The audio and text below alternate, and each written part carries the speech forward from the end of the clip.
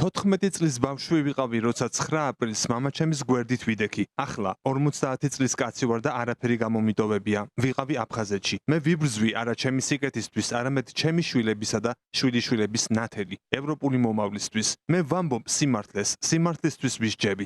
სამუდამოდ რომ მოგვისარჯონ, ჩვენ იქაც განსხვავებით სხვებისგან თავისუფლები ვართ. იქიდანაც ვიბრძოლებთ, იქიდანაც დაგამარცხებთ.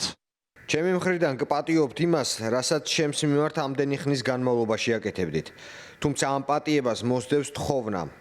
თქვენ ამ ხნის განმავლობაში ძალიან ცუდი საქმეები აიღეთ.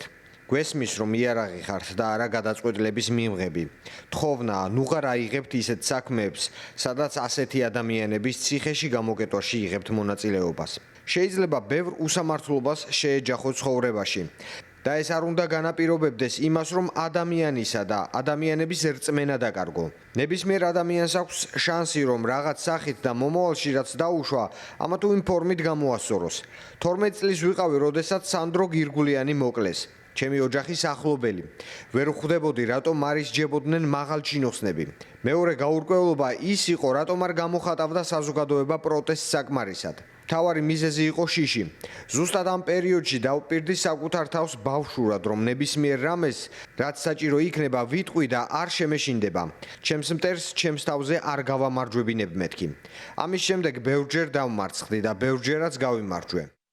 ჩვენ გვასამართლებენ საქართველოს სიყვარულისთვის. იმის გამო, რომ ვიდექით საქართველოს დასაცავად. იმის გამო, რომ ჩვენ გვინდა ევროპა, აღარ გვინდა რუსეთი.